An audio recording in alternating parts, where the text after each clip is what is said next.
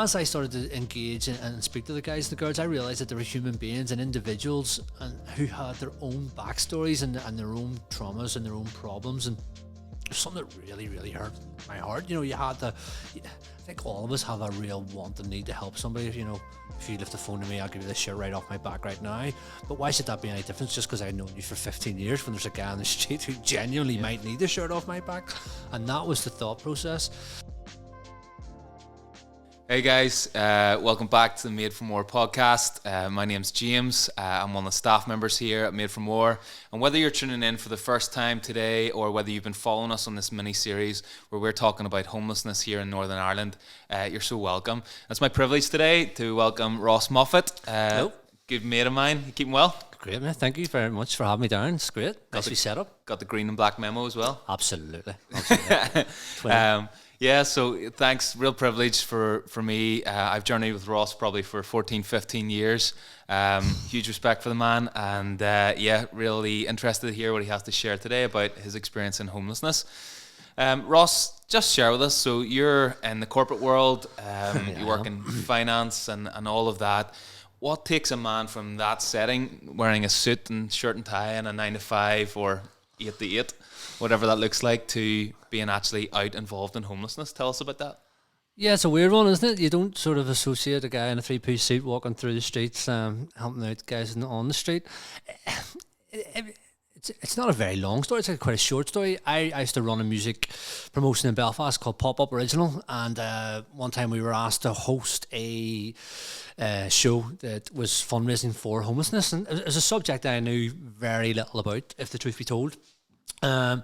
We came across a couple of different partners who we worked with. One of them was Outside In, who are a streetwear brand, who the whole idea is that when you buy a product, they give a donation product to somebody on the street. So it was terrific. And David, the founder, sort of came to me, or I came to him. We were mutually introduced. And he sort of said, look, can I sell some stuff at your show? Yep, cool, come on ahead. Great night, lots of money raised. Got to meet David, and he sort of said, anytime you want to come out and see what we're about, let me know. And that's how it sort of started the journey. And the first time I went out, nervous, didn't really know what I was doing. Always wanted to know that I could help somebody, just wasn't really sure how. You know, I think everybody feels that way. They sort of think, you know, that guy or girl shouldn't be in that situation, but who am I to go over and walk over and speak to them? So David was able to show me a way of what Outside In are trying to do to bridge that gap. It's very clever, you know, that those donation products are a little icebreaker into who you are and what you do and how you're opening your little world into their little world, and you're sitting down and you're having a conversation just like we're doing now. So that was really the start of it. Awesome. So that's the start of the journey. Was there a moment, was there like a definitive night or an individual that you encountered that took this from, I actually really love doing this, I want to help, but now when my eyes are opened, like I'm compelled to help? Like what were you seeing out there, and was there a moment that you kind of sort of concreted that for you, like I'm actually compelled to do something about this? There's a few different things that I've seen out in the streets, and you know, you see from the sublime to the ridiculous. You see people who have been there for a couple of days or a few hours, right through to people that have been for a few years. And I suppose what I was seeing was individuality. And before any of this, I was probably as guilty as anybody is of saying they're all the same. They're all alcoholics, or they're all drug addicts, or you know, they must have done something to deserve to be there. Nobody's there on the street, and you don't really give it much thought, which is really sad to say out loud. You know, when you think about that thought process, you can walk past another human in the street and not give it much thought. And as I started to engage and speak to the guys and the girls, I realised that they were human beings and individuals and who had their own backstories and their own traumas and their own problems. And there's something that really, really hurt my heart. You know, I think all of us have a real want and need to help somebody. You know, if you lift the phone to me, I'll give you this shirt right off my back right now. But why should that be any different just because I've known you for 15 years when there's a guy on the street who genuinely might need a shirt off my back? And that was the thought process. I suppose the real kicker for me, the one that made me think that I just can't not do this anymore, was we were away with Outside In and would come across a chap with learning difficulties, and he'd been sitting on a very, very busy street, and he'd been bypassed hundreds and maybe thousands of people that day. He was in his own world, and we started talking to him. His name was Paul. Then when we gave him the given products, and he was so elated I think that he was recognised as just somebody wanting to talk to him, and the products were great, and he just lit up like he smiled ear to ear, and that broke my heart. I genuinely cast a tear that day and just thought, I can't walk past another Paul and not do anything. And in terms of Northern Ireland, so we think about, we've been journeying this week, that there's so many different forms of homelessness. So we've taken that right from sofa surfing and you know the different scenarios and backdrops that will eventually lead, potentially if not handled, to somebody on the streets or in the shelters. I mean, did you encounter stuff in Belfast then that you were thinking, right, actually this is on my doorstep? You know, was there a moment with somebody in the street in Belfast that you just felt like, I need to go back out here, I need to help? Yeah, I mean, it's just so shocking to me that, you know, nobody sets out to become homeless. Nobody sets out to become an alcoholic or a drug addict. There's traumas and circumstances that take them to there, and that's what I love Made for More, because you guys are trying to get to the heart of that problem first before it becomes an issue that I see on the street. But there was, I suppose, a few standouts. There was unfortunately there was a chap that we got very, very friendly with. He was a professional, and he's a professional chef, and really lovely guy, really witty, dead funny, lovely guy, and really sort of helped pulling my heartstrings and became a mate. You know, I looked forward to going and seeing him, and he had his demons through different traumas and different circumstances, and he was addicted to substances, and we were trying to give him, proactively trying to get help for him. But that is a process, and that's what people don't realise when they get to street level, when they want help. It's not instantaneous as much as it would be fabulous if it was. There's no magic wand. You have to go through a process. A lot of them don't know how to get onto that process, which is where I feel I come in to try and get them along the way. Unfortunately, we were too late with this individual, and he lost his life to the substances, and that rocked me to my core. I remember the night that I was told by other members of the homeless community that had happened, and I remember going through the rounds. We usually do a similar route every night, and I remember just sort of almost floating through the rest of the route. I didn't feel I was in my own body. I felt like I just couldn't believe it. But what I oddly found was there was a silver lining. You might remember this. There's a young lady who we've been trying for years. Same night, right? Like that was us right outside City Hall that night. We got the news that he'd passed away. Yeah. And then we encounter some of his friends, right, on a So this, one of the ladies who we've been trying to help for years and years, who I suppose point blank refused our help. She felt that she didn't. Maybe she felt she was beyond help, or I don't know what her issue was at that stage. But we could never get through. But this night she came to us, and she physically embraced you, I think.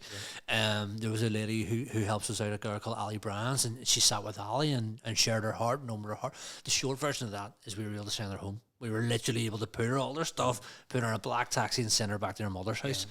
That was something that we thought we would never get to. Yeah, and also getting the context of what was going on in her life that led to her being not necessarily on the street, but in the shelter, right? So we were able then to peel back the layers of the onion to say, well, actually, these are the reasons. Yep. This is the stuff that probably wasn't identified early enough. This is the stuff that I haven't sought help for. Yep. And as a direct result of that, I've ended up in this situation. Exactly. And that's why I think it's so important for the likes of you guys to continue what you're doing, because you're talking to the heart of the young people who eventually, you know, heaven forbid, but they might follow a similar path to some of these guys and girls. But I would like them to know there's another way. There's another way of seeking help, and you guys are doing a great job with that. And I'm a real big ambassador for what you are doing, and I just hope that you can continue on to do that. Yeah, thank you.